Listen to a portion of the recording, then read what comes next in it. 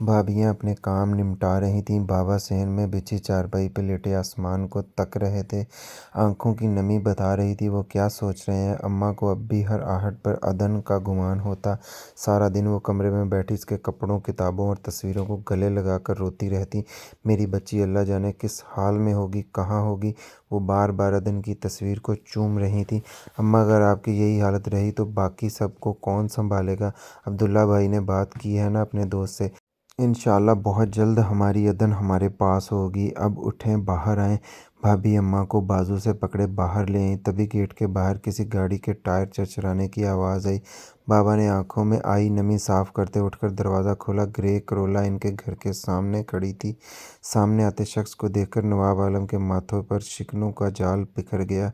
अस्सलामुअलैकुम नवाब आलम, क्या लेने आए हो यहाँ। लेने तो मैं खैर बहुत पहले आया था, अब तो कुछ देने आया हूँ। अंदर तो आने दें। क्या यहीं खड़े खड़े सारी बात कर लेनी है। आइए मैं खुद ही आपको ले चलता हूँ, कहीं मेरे आने की खुशी में बेहोश ही ना हो जाएं। वह इनके कंधे पर हाथ रखकर अंदर आया। नवाब आलम ने सख्ती से इसका हाथ झटक दिया। अस्सलामुअलैकुम ताईजान। वो प्यार लेने को इनके आगे झुका पर अम्मा ने मुंह दूसरी तरफ फेर लिया। कमाल है भई, आप लोग तो जवाब भी नहीं देते। वो खुद ही जाकर बड़े रिलैक्स अंदाज में बैठ गया। वैसे नवाब साहब, घर आए मेहमानों को चाय पानी पिलाने का कोई रिवाज नहीं है आपके यहाँ। भाभी अच्छी सी चाय बनाकर ले आएं, बगैर चीनी के। इतने दिनों से मिठाई खा खा कर तो वैसे ही शुगर हो गई है। भाभी बजाय किचन में जाने के हंकार भरकर वहीं अम्मा के साथ बैठ गईं। और कैसी तबीयत है आपकी ताईजान, क्या लेने आए हो तुम यहाँ। आप लोगों ने आपस में कोई सलाह मशवरा किया हुआ है क्या कि घर आए बंदे से सबने बारी बारी एक ही सवाल पूछना है। खैर मैं तो ताईजान के पास अफसोस करने आया हूँ। आना तो अम्मा भी चाहती थी पर मैंने सोचा पहले मुझे जाकर सूरत हाल मालूम कर लेनी चाहिए। आखिर दुख दर्द में अपने ही अपनों के काम आते हैं। अम्मा और अब्बा ने उलझकर इसे देखा जिसके चेहरे पर मुस्कुराहट थी। सच में दिली दुख हुआ ताजन, मैंने सुना है आपकी दुख्तरे नेक अख्तर घर से भाग गई है। चिच चिच, क्या फ़ायदा ऐसी औलाद का। इससे बेहतर था वो पैदा होते ही मर चुकी होती। कम से कम इतनी कालक तो मुंह पे ना लगती। बकवास बंद करो, अपनी छानबीन नहीं करवाई आपने, आखिर किसके साथ भागी है। मैं कहता हूँ अपनी बकवास यहीं बंद करो और दफ़ा हो जाओ मेरे घर से। मगर वो बजाय दफ़ा होने के टांग पे टांग रख कर तकिए के साथ टेक लगा के पहले से भी ज़्यादा आरामदा पोजीशन में आ गया। आपने पुलिस को इन्वॉल्व क्यों नहीं किया। ऐसे मामले में तो हमारी पुलिस भी बड़ी दिलचस्पी लेती है, कोई ना कोई सुराग तो मिलेगा ही। बल्कि मैं तो कहता हूँ अखबार में इश्तहार दे देते कि चौधरी नवाब आलम की इकलौती दुख्तरे नेक अख्तर किसी आवारा लड़के के साथ रात के अंधेरे में घर से भाग गई। अगर किसी को सही सलामत मिल जाए तो बराए मेहरबानी नवाब साहब के घर पहुँचा दे और नवाब आलम बेटी के साथ साथ दामाद को भी खुले दिल से वेलकम करेंगे। आखिर को बहुत ब्रॉड माइंडेड है ना आप, कहिए कैसा लगा। अम्मा को भाभी ने फ़ौरन सहारा दिया। नवाब आलम इसकी बात सुनकर वहीं पड़ी चारपाई पर गिर गए। आखिर को कितना सह सकता है एक बाप जिसकी जवान बेटी इतने दिनों से घर से गायब हो। कैसे कर सकता है वो लोगों के मुंह बंद। इनकी रही से हिम्मत भी जवाब दे गई। अरे नहीं नहीं, अभी से बेहोश नहीं होना आपने, फिर मैं अफसोस किसके पास करूँगा। ताईजान आप भी ज़रा संभालें अपने आप को, फिर क्या हुआ कि जवान बेटी कुछ दिनों से गायब है। आ जाएगी, इसमें फ़िक्र वाली कौन सी बात है। बड़ी कमीनी मुस्कुराहट के साथ नश्तर पे नश्तर चला रहा था। भाभी चाय बहुत मज़ेदार बनाई है आपने। ईमान से मज़ा आ गया कि आपको भी नंद ने कुछ नहीं बताया, मुझे तो पता चला था। आप दोनों बड़ी अच्छी सखियाँ हैं। इतने में ही घर का बैरूनी गेट वाह हुआ। रास्ते में आते अब्दुल्ला की नज़र अचानक उठी। घर के सामने कार खड़ी थी। सुबह सुबह कौन आ गया। वो आगे बढ़ने ही लगा था कि कदम ज़मीन ने जकड़ लिए। गाड़ी का नंबर तो मुझे नहीं मालूम, मगर हाँ वो ग्रे कलर की करोला है और इस शख्स के चेहरे पे मास्क होता है। हमने कभी इसकी शक्ल नहीं देखी। इसकी रगों में खून उबलने लगा। घर में वो शख्स मौजूद था जिसने इनकी इज्जत पे हाथ डाला था। इसके कदमों में बरकी सी दौड़ गई। सामने चारपाई पे बाबा बेसुध पड़े थे। फातिमा अम्मा के हाथ सहला रही थी और दूसरी चारपाई पे शाहाना अंदाज में बैठे शख्स को देखकर ऐसे लगा जैसे किसी ने खौलता पानी इसके सर पे डाल दिया हो। पल भर में सारी कहानी समझ आ गई। अरे आओ चौधरी अब्दुल्ला आओ, तुम्हारा इंतज़ार था मुझे। अब ताया जान तो बिल्कुल ही ढह गए हैं, बाकी वजह अफसोस तुम्हारे पास ही कर लेता हूँ। कमीने ज़लील इंसान, तुम्हारी हिम्मत भी कैसे हुई ये घटिया हरकत करने की। अब्दुल्ला बिफरे शेर की तरह इस पर झपटा। वाह, ये बड़ा अच्छा तरीका है वेलकम करने का। लगता है अभी तक वो अकड़ और तनतना गया नहीं। बकवास बंद, अदन कहाँ है। इसने आते इसका गिरेबान पकड़ लिया। अम्मा ने लर्ज कर इसे देखा। घर से भागी हुई लड़की के भाइयों को जेब नहीं देता कि इस तरह की हरकतें करें। इसका इशारा अब्दुल्ला के हाथों की तरफ था। अपनी ज़ुबान को लगाम दे, सिर्फ इतना बता मेरी बहन कहाँ है। आखिरी इतलात के मुताबिक तुम्हारी बहन अपने किसी होते सोते के साथ भाग गई है। मैंने कहा बकवास नहीं, सिर्फ इतना बता कहाँ है वो। मैं जानता हूँ ये घटिया हरकत तूने की है, तू ही इसका पीछा करता था। सीधे तरीके से बता वरना यहीं गाड़ दूंगा। अब्दुल्ला की गिरफ्त इसकी गर्दन पे मजबूत होगी, मगर सामने वाले की आंखों में किसी किस्म का कोई खौफ ना था। मुझे गाड़ कर अपनी बहन का पता मेरे फरिश्तों से पूछोगे क्या? इसकी बात सुनकर अब्दुल्ला की गिरफ्त ढीली पड़ गई। अम्मा को तो सख्ता हो गया। देख जहांगीर, मुझे बता कहाँ है वो, क्या किया है तुमने इसके साथ? मैं जानता हूँ तुमने इसे किडनैप किया है, मुझे बता दे वरना तुझे मालूम है मैं क्या करूँगा तेरे साथ। इसने बेमुश्किल अपने हवासों पे काबू पाया। जब हमें जहांगीर ने ज़ोरदार कहकहा लगाया, क्या कर लोगे? ज़्यादा से ज़्यादा पुलिस के पास ही जाओगे ना? तो चलो मैं भी साथ ही चलता हूँ, पर जाने से पहले ये तो सोच लो कोई सबूत है तुम्हारे पास कि इसे मैंने ही किडनैप किया है या मैं इसका पीछा किया करता था? अब ये ना कहना कि गाड़ी का कलर ग्रे था। मेरा ख्याल है पाकिस्तान में लाखों ग्रे कलर की कार्स हैं, और जिस गाड़ी के बारे में तुम आजकल इन्वेस्टिगेशन करवा रहे हो इसकी तो नंबर प्लेट ही जाली थी और इस गाड़ी वाले का चेहरा भी ढांपा हुआ था। सब बताओ क्या सबूत है? इसकी बात सुनकर अब्दुल्ला के चेहरे पर रंग आकर गुजर गया। बाबा तो अपनी सुध ही खो बैठे। क्या चाहते हो तुम? जो चाहता था वो तुम लोगों ने दिया नहीं, अब क्या फ़ायदा? देखो जहांगीर, तुम जैसे कहोगे मैं वैसा ही करूँगा, मगर खुदा के वास्ते मुझे बताओ अदन कहाँ है? वो ज़िंदा तो है ना? जहाँ भी होगी अब तो ऐश कर रही होगी, और हो सकता है शादीशुदा भी हो चुकी है। भूल जाओ इसको। बहन है वो चौधरी अब्दुल्ला की, इस पे एक आंच भी आई ना तो कुत्तों को खाने के लिए तुम्हारे जिस्म के टुकड़े भी नहीं मिलेंगे। ये धमकियाँ किसी और को देना। जहांगीर आलम इन गीदड़ भभकियों से डरने वाला नहीं है। इसने झटके से अब्दुल्ला से अपना गिरबान छुड़वाया और सर झुकाए बैठे नवाब आलम के पास आ खड़ा हुआ। अब तो यकीन आ गया ना नवाब आलम, जहांगीर दोस्ती निभाए ना निभाए दुश्मनी कब्र तक निभाता है। जहांगीर, अब्दुल्ला ने इसके सर पे पिस्टल तान लिया। आखिरी बार पूछ रहा हूँ, सही से बता दे वरना टांगों पे चलकर वापस नहीं जा सकोगे। नहीं अब्दुल्ला नहीं। अम्मा की चीख पर भी इनकी जानिब मुतवज्जा हुआ, जो धड़ाम से ज़मीन पर गिर के बेहोश हो चुकी थी। खुदा हाफिज़। जहांगीर एक मुस्कुराहट के साथ खुदा हाफिज़ कहता बाहर की जानिब चल दिया। बाबा के जहन से आहिस्ता आहिस्ता माजी पे छाए पर्दे सरकने लगे। मीर आलम को गांव से निकालने के बाद उन्होंने अपना हर ताल्लुक इससे ख़त्म कर लिया। बहुत सालों तक वो बिल्कुल एक दूसरे से दूर रहे। वक्त गुजरता गया, फिर मीर आलम कभी कभार गांव में किसी खुशी या गम पे आते जाते इन्हें सलाम करने लगे। कुछ भी था वो भाई था इनका। नवाब आलम ज़्यादा देर तक सर्द मोहरी ना बरत सके। मीर आलम की मुलाकात हमेशा इनसे मर्दाने में हुआ करती थी। अम्मा को इनसे सख्त बैर था, इसलिए मीर आलम ने कभी घर की दहलीज पार ना की। बच्चे अब जवान हो रहे थे, दोनों की औलाद अपने अपने बाप पर ही गई थी। जहाँ हैदर और अब्दुल्ला ने कभी ऊंची आवाज़ में बाप से बात तक न की, वहीं मीर आलम की औलाद बिल्कुल अपने बाप जैसी नाफरमान, आवारा और घटिया मशागल की दिलदादा थी। न बच्चों ने कभी तमीज़ मांगी और ना ही परवीन चच्ची ने देना मुनासिब समझा। अभी कुछ माह पहले ही की बात है। मीर आलम जहांगीर गांव में होने वाली किसी शादी में शिरकत करने आए थे। रात वो नवाब आलम के यहाँ मर्दाने में रुके। मीर आलम तो वहीं बैठे बैठे बातें करते रहे, मगर जहांगीर ताई को सलाम करने के घर से घर की तरफ आ गया। अभी वो घर के अंदर ही दाखिल हुआ था कि किसी के खिलखिलाने की आवाज़ कानों से टकराई। वो सामने झूले में बैठी भाभी से बातें करते हुए हंस रही थी। इतने सालों बाद आज वो इस घर में आया था। सो फौरी तौर पर इसे न पहचान सका, मगर इसके नैन नकूश में ताई की मुशाबत वाज़ेह थी। वो वहीं दरवाजे से पलट आया। घर जाकर इसने बाप से अदन के लिए बात की। मीर आलम ने समझाना चाहा, मगर बेटे की ज़िद के आगे इसकी न चल सकी। नतीजतन बीवी के ववेला करने के बावजूद चंद दिनों बाद वो फिर से नवाब आलम के सामने थे। इनकी आमद का मकसद सुनकर कुछ देर के लिए नवाब आलम बिल्कुल खामोश हो गए। भाईजान, हमारे तो जैसे तैसे गुजर गई, मगर मैं चाहता हूँ हमारे बच्चे एक दूसरे से दूर ना हो। देखो मीर आलम, ये नामुमकिन है। बच्चे अब बड़े हो चुके हैं।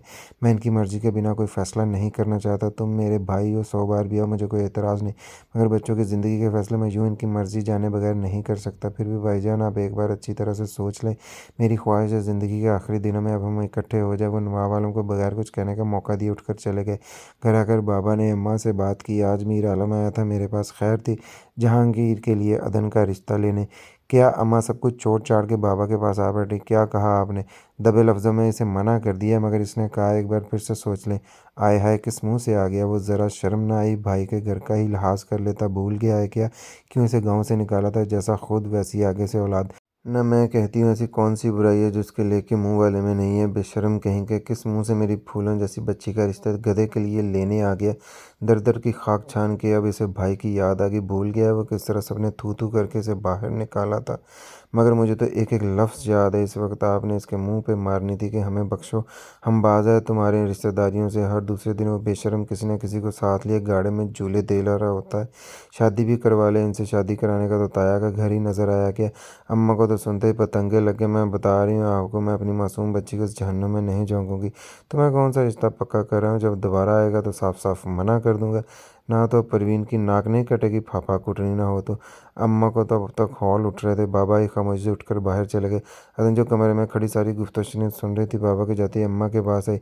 अम्मा, आप चाहें तो मुझे चोले में झोंक दे, मैं मर जाऊंगी पर इस घर में कभी नहीं जाऊंगी। मरे तुम्हारे दुश्मन क्यों उल फुल बकरी, और तुझे कौन भेज रहा है वहाँ पे मेरे जीते जी? ऐसा नहीं हो सकता। माँ तो इसकी कह कर गई है कभी नहीं करूँगी इधर, अब कैसे भेज दिया शोहर को रिश्ता लेने? खुद आती एक बार, गंजी किए बगैर नहीं जाने देना था मैंने।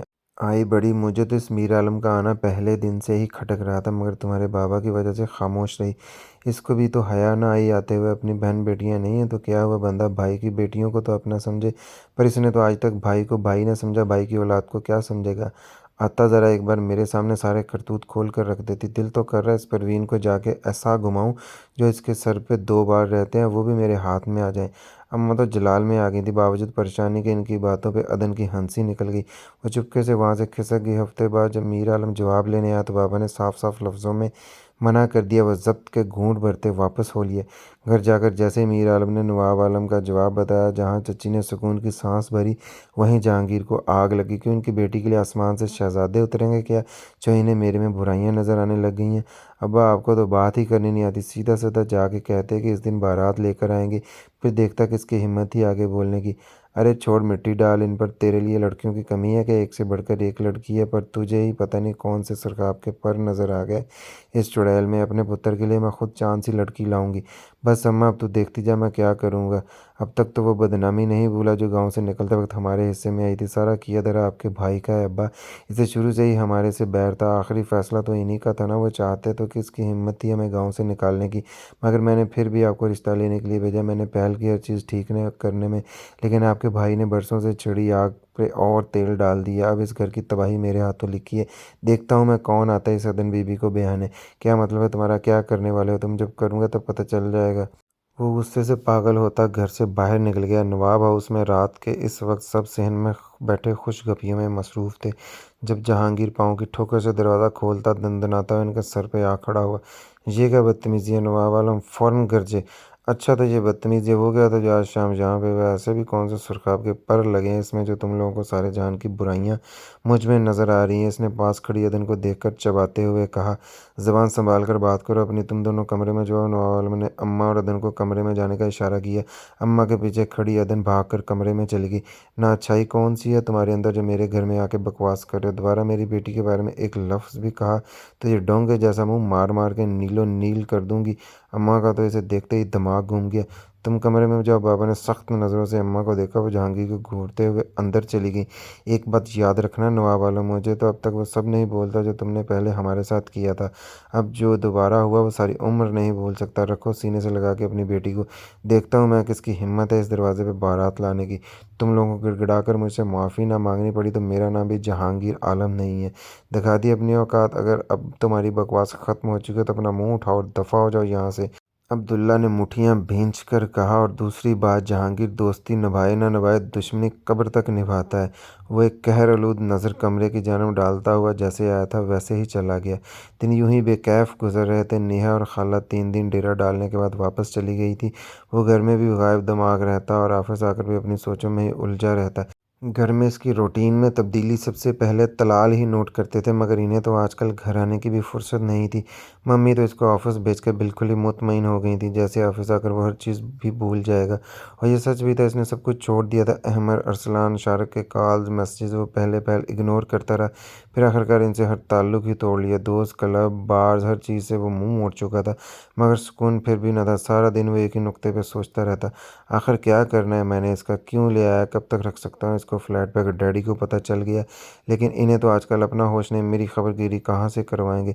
मैं कॉमन सर सोचो कि तसलसल को मैनेजर की आवाज़ ने तोड़ा। यस सर, हमदानी साहब के प्रोजेक्ट की फ़ाइल दे दें, आज इसे फ़ाइनल करना है। जी क्या करना है सर? हमदानी साहब के प्रोजेक्ट की फ़ाइल दे दें, आज इसे फ़ाइनल करना है। तो कर लें आप, मगर सर फ़ाइल आपके पास है, मेरे पास कहाँ से आई? सर आपने कहा था मैं चेक करके साइन करूँगा। ओह शिट, सॉरी, मैं इसे देख नहीं पाया। आप खुद चेक कर लें, जहाँ साइन चाहें मैं कर दूंगा। सर आप ठीक हैं? यस ऑफ कोर्स, आप फाइल चेक करके ले आएं। इनके जाते ही इसने फिर से सर चेयर के साथ टिकाकर आंखें बंद कर लीं। तभी अली ने ऑफिस में एंट्री दी। पता नहीं वो इस जगह पर पहुंच कैसे गई, क्या हुआ होगा इसके साथ। उफ, कहाँ फंस गया हूँ मैं, क्या हल निकालूं इसका। वो दबे कदमों चलता इसके पास आ खड़ा हुआ। आखिरी फिक्रे इसने वाज़ेह तौर पर सुने थे। किसका बेटा, मुझे बता, तेरे हर मसले का हल मेरे पास ही होता है। कान के पास उभरने वाली आवाज़ सुनकर वह स्प्रिंग की तरह उछला। तुम कभी इंसानियत के दायरे में ना आना। मसला क्या है देख, अगर कोई बिजनेस का मसला है तो डैडी से बात कर, घर का मसला है तो मम्मी से कह, हाँ अगर किसी लड़की का मसला है तो तेरा भाई हाजिर है, बता मेरे लायक क्या खिदमत है। शट अप, ऐसी कोई बात नहीं। अच्छा तो फिर ये क्या था, कहाँ फंस गया हूँ, क्या हल निकालूँ इसका। इसकी बात पे दाइम ने बेख्तियार शुरू किया। पहले जुमले इस तक नहीं पहुँचे थे। बस बिज़नेस ही की टेंशन है। बेटा बिज़नेस की तो तुझे अलफ बे भी नहीं पता। ऑफिस तो आता है तो सिर्फ कुर्सी तोड़ने के लिए, घर के मामले में कोई दिलचस्पी वैसे ही नहीं है। बस फिर एक ही मसला बचता है, क्यों मुझे, क्यों कुछ नहीं पता। मेरा बिज़नेस है, आखिर कल को मुझे ही संभालना है। और आज भी, इसने बेतासुर लहजे में कहते हुए लैपटॉप ऑन कर लिया। दाइम बोलो, मैं एक हफ्ते से नोट कर रहा हूँ कि तुम अपसेट हो। क्या बात है यार, कोई मसला है तो मुझे बता। नहीं यार, मुझे क्या होना है, कहा तो है बस बिज़नेस की टेंशन है। जिस दाइम को मैं जानता हूँ वो तो आजकल कहीं नज़र नहीं आ रहा, बल्कि अब तो बच्चा माशाल्लाह से पूरे एक वक्त का नमाजी है। डैडी की उंगली पकड़ के ऑफिस आता है और नाक की सीध में घर जाता है। खैर तो है ना। अली के तजिए पे वो बेख्तियार हंस पड़ा। हम तो उड़ती चिड़िया के पर गिन लेते हैं, कहीं कोई इश्क माशूकी वाला मामला तो नहीं हो गया। मुझे इश्क फरमाने के अलावा भी बहुत से काम हैं। मसलन क्या है, मसलन ऑफिस आकर काम करने की बजाय तेरे जैसे निकम्मे इंसान के साथ सर खपाना, और वगैरह वगैरह। मुझे तो यकीन है तेरे साथ किसी ने अपने नसीब नहीं फोड़ने। फिर भी बता, कौन है वो परी पैकर जिसने दाइम तलाल को अपना गुरविदा कर लिया है। इसकी बात पे दाइम का ध्यान एक बार फिर बट गया। पता नहीं क्या कर रही होगी, वो ठीक भी होगी या नहीं। वहाँ छोड़ने के बाद एक बार भी खबर नहीं ली इसकी। लड़कियां तो वैसे ही इतनी डरपोक होती हैं, वो कैसे रह रही होगी।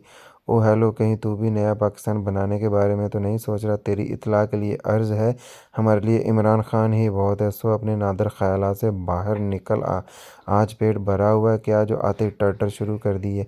अल्लाह तेरे जैसा दोस्त हर किसी को दो। मैं आया इसलिए, उठ चल कहीं बाहर चलकर लंच करते हैं। नो नो, जब तक ये फ़ाइल कंप्लीट नहीं होती मैंने हिलना भी नहीं है यहाँ से। यानी कि मैं अकेला ही चला जाऊँ, ऑफ कोर्स।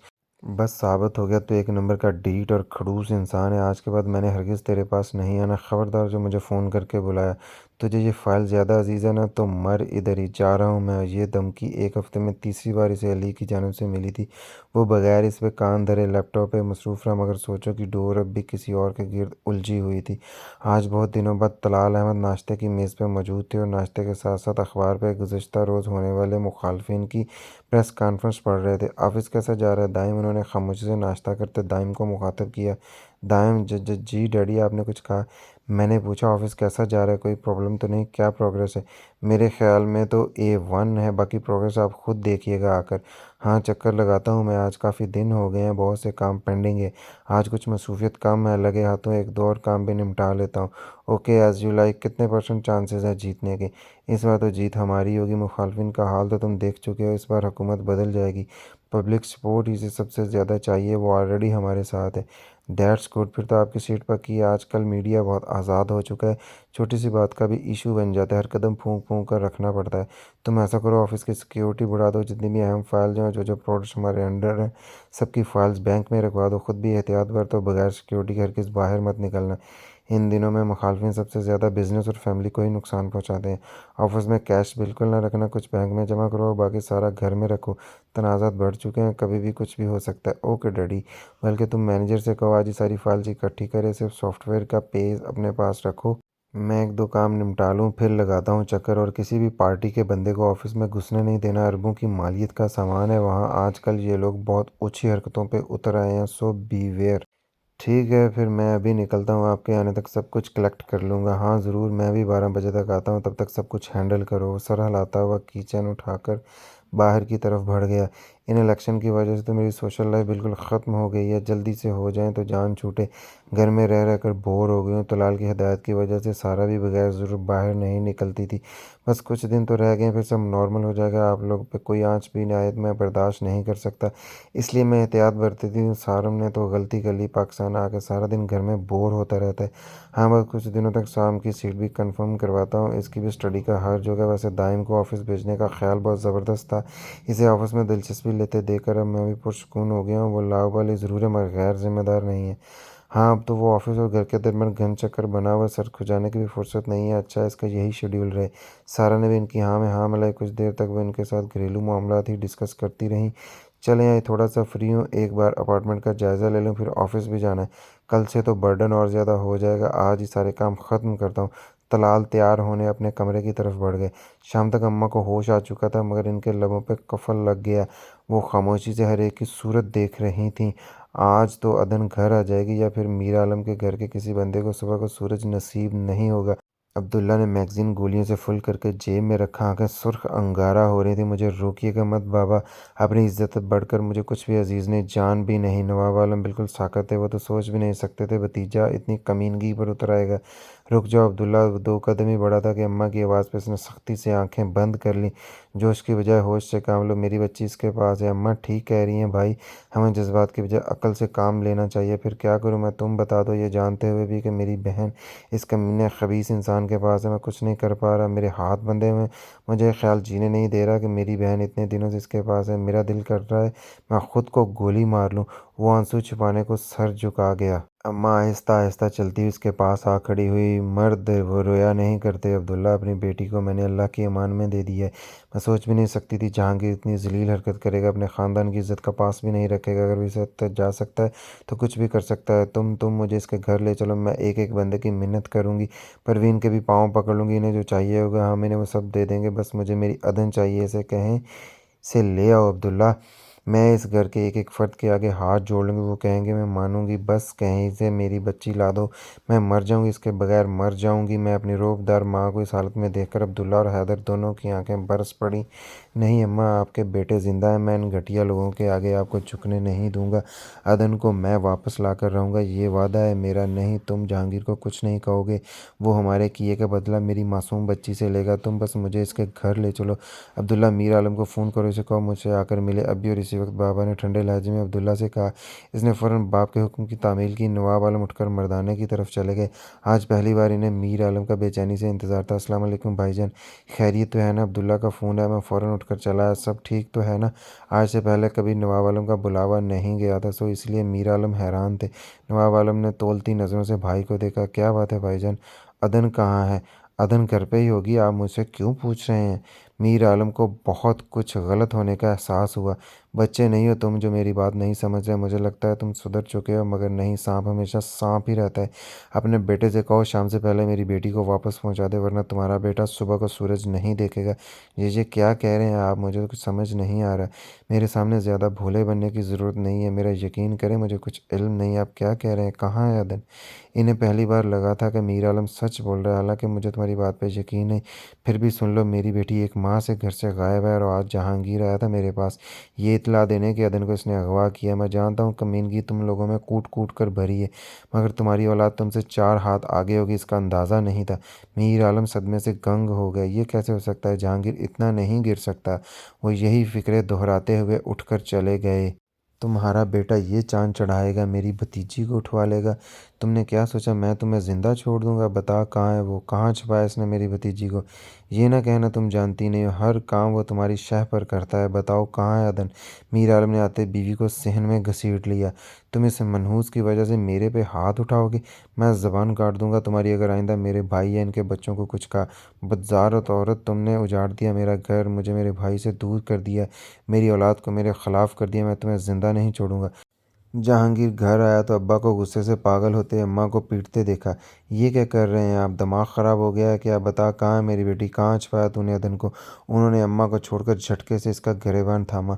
अच्छा तो ये वजह इस घर चमकी। वाह भाई बड़ी क्विक सर्विस है आपके भाई की। अपनी ज़ुबान को लगाम दे, बता कहाँ है अदन? तूने मुझे भाई को मुंह दिखाने के काबिल नहीं छोड़ा, बेगैरत इंसान। अपने ख़ानदान की इज्जत पे हाथ डालते हुए हया ना आई तुझे? मैं मर क्यों नहीं गया अपने भाई को इस हालत में देखकर? मीर आलम रोते हुए चारपाई पे बैठ गया। जिस औलाद के लिए सब कुछ किया, आज इस औलाद ने इन्हें किनारे से लगा दिया। बड़े हौल उठ रहे हैं आज भाई के लिए। भूल गए हैं क्या किया था उन्होंने? मुंह बंद कर ले अपना, कुछ गलत नहीं किया था उन्होंने। तुम लोग इसी काबिल थे। बता कहाँ है अदन? नहीं बताता तो क्या कर लेंगे आप? अगर तूने मुझे इसका ना बताया तो मैं खड़े खड़े तेरी माँ को तलाक दे दूंगा। जहांगीर ने दहल कर बाप को देखा। दिमाग तो नहीं हिल गया? क्या बोल रहे हैं? कुछ पता भी है? वे बता दे इसको, क्यों माँ को इस उम्र में घर से निकलवाएगा? वे आ देख, मैं हाथ जोड़ती हूँ तेरे आगे। बता दे इसको कहाँ है वो? परवीन मैं तुझे तलाक देता हूँ। अम्मा तो वहीं गिर गईं। परवीन मैं तुझे तलाक देता हूँ। रुक रुक जाएं अब्बा, मैं बताता हूँ। मैं उसे कोठे पे बेच आया था। नहीं बर्दाश्त हुआ मुझसे कि वो मेरे अलावा किसी और की हो जाए। इंतकाम ने मुझे अंधा कर दिया था। मैं नवाब आलम को मुंह के बल गिराना चाहता था। मुझे मुझे पता नहीं क्या हुआ अब्बा, मैं क्यों बेच आया इसको? इसका तो कोई कसूर नहीं था, फिर मैंने क्यों? अब्बा ये सुनते ही ज़मीन पे गिर गए। इन्हें अगला सांस लेना नसीब नहीं हुआ। इसे यहाँ पे कैद हुए 1 हफ्ते से ज़ायद हो चुका था। गो के पहले वाले खौफ में अब कमी आ गई थी, मगर तन्हाई और सन्नाटे की वहशत किसी तौर कम नहीं हुई थी। वह सारा दिन खामोशी से बैठी दीवारों को तकती रहती।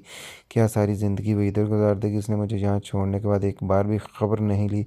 आया मैं जी रही हूँ या मर गई, मगर इसे क्या, वो मेरा क्या लगता है जो मुझे पूछने को आएगा? सारा सारा दिन वो एक ही पोजीशन में बैठी रहती। और जब बिल्कुल हिम्मत जवाब दे जाती तो मजबूरन किचन का रुख करना पड़ता। आखिर कब तक मेरी ज़िंदगी कैद में रहेगी? क्या क्या क़यामतें टूट पड़ी होंगी घर वालों पे? क्या वो मुझे कबूल कर लेंगे? हाँ इन सबको मुझ पे यकीन है। वो जानते भी नहीं होंगे ये हरकत किसने की है। क्या बीतेगी बाबा पर जब इन्हें पता चलेगा? अब भी वो हाल में सोफे पे पाँव ऊपर किए बैठी सिर्फ एक ही नुक्ते को सोच रही थी, जब हाल के दरवाजे से लॉक खुलने की आवाज़ आई।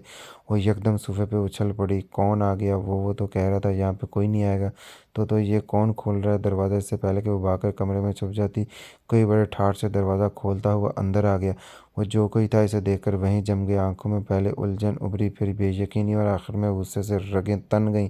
कौन हो तुम? यहाँ क्या कर रही हो? बदन को तो काटो, बदन में लहू नहीं के मुश्ताक हो गई। ज़बान बिल्कुल गंग थी। मैं क्या पूछ रहा हूँ तुमसे? कौन हो तुम? यहाँ कैसे? कौन लाया तुम्हें? या वो मैं वो कांपती हुई उठकर दूर जा खड़ी हुई। ज़बान नहीं है क्या मुंह में? कैसे आई हो यहाँ पे? मगर बजाय जवाब देने के इसके आंसू गिरने लग गए। बंद करो अपना ये रोना। दाइम लाया क्या तुम्हें? इसके साथ आई हो यहाँ?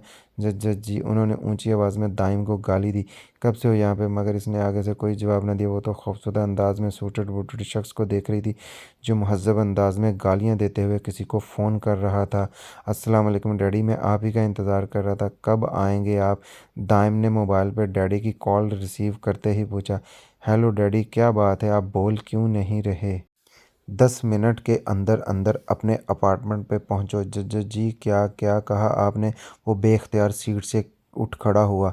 ऊंचा सुनने लगे हो क्या? 10 मिनट के अंदर अंदर फ्लैट पे पहुंचो। मगर आप वहाँ पे क्या कर रहे हैं? तुम्हारी बहन से मिलने आया था यहाँ। अगर 10 मिनट में ना पहुंचे तो हाल देख लेना अपना। पाँव के नीचे से ज़मीन निकल गई थी। तलाल ने फ़ोन बंद कर दिया और इसे लगा था जैसे ऑफिस की छत सर पर आ गिरी हो। वो बेख्तियार चकरा गया। की चैन उठाते हुए अंधाधुंध दरवाजे की तरफ भागा। ओ खुदाया, ये क्या हो गया? फुल स्पीड पे गाड़ी भगाते हुए 3 बार एक्सीडेंट होते होते बचा। इसकी गाड़ी से बचना हर पाकिस्तानी इसे 100 गालियों और कोसों से नवाज रहा था। Oh shit! Traffic signal. ये रेड लाइट देखते ही इसने ज़ोर से स्टीयरिंग पे हाथ मारा। डैडी कैसे पहुंच गए वहां? ओह माय गॉड, अब क्या होगा? 1 सेकंड में इसके दिमाग ने लाया अमल तरतीब दिया। वहीं खड़े खड़े इसने तेज़ी से अली का नंबर डायल किया। बेल जा रही थी। चौथी बेल पे अली की आवाज़ आई। अगर तूने मुझे इसलिए फ़ोन किया कि मैं तेरे साथ आकर लंच करूं तो ये भूल है तेरी। मैं बिज़ी बंदा हूं, रह रही के साथ मुंह उठाकर नहीं चल पड़ता। सो खबरदार आइंदा मुझे फ़ोन ना करना। मुंह बंद कर मोटे, पहले मेरी बात सुन। अभी 10 मिनट के बाद मैं तुझे कॉल करूंगा। इस वक्त डैडी मेरे सामने होंगे। तूने मुझसे ऐसे बात करनी है? कुछ हफ्तों पहले मेरी शादी हुई है घर वालों के इल्म में लाए बगैर, और तुम इसमें गवाह के तौर पर शामिल थे, और तुम्हारे घर वाले भी इस चीज़ से बाखबर हैं। होल्ड ऑन, 1 मिनट 1 मिनट, क्या बक रहा है? कौन सी शादी, कौन सा गवाह? ये कौन सी स्टोरी है? दिमाग तो नहीं हिल गया तेरा? अब कहीं से बच्चे ना लेकर आ जाना। अली मैं जो कह रहा हूँ वो सुन, मैं बाद में तुझे सब कुछ बताऊंगा, अभी 10 मिनट बाद फ़ोन करूंगा, स्पीकर ऑन होगा, तूने सब कुछ संभालना है, कोई गड़बड़ ना हो। सिग्नल खुल चुका था, इसने गाड़ी आगे बढ़ा दी। समझ गया ना मैं क्या कह रहा हूँ, कोई गड़बड़ ना हो वरना तो ज़िंदा नहीं बचेगा। हाँ बेटा, मैं तो पैदा ही इसलिए हुआ हूँ, तो बिगाड़ता जा सब कुछ, मैं पीछे पीछे संवारता हूँ। और तो और अब तेरे झूठे निकाह का सच्चा गवाह भी बन जाऊँ, बगैर छुहारों के। मुंह बंद कर, मैं पहुंच चुका हूँ। 10 मिनट बाद फ़ोन करता हूँ, प्लीज़ सब कुछ संभाल लेना, मरवा ना देना कहीं। वो फ़ोन बंद करता हुआ फ्लैट की जानब बढ़ गया। हैंडल पे हाथ रखते ही दरवाज़ा खुलता चला गया। सामने बड़े तलाल खूनख्वार नज़रों से इसी की जानब देख रहे थे। अदन दूसरे सोफे के पास खड़ी थी, वो माथे पे आया पसीना साफ करते हुए इनकी जानब बढ़ा। अस्सलाम वालेकुम डैडी, आप यहाँ पर कैसे? कोई काम था तो मुझे कह दिया होता। वो लहजे में खुशगवारी समोता इनकी जानब आया।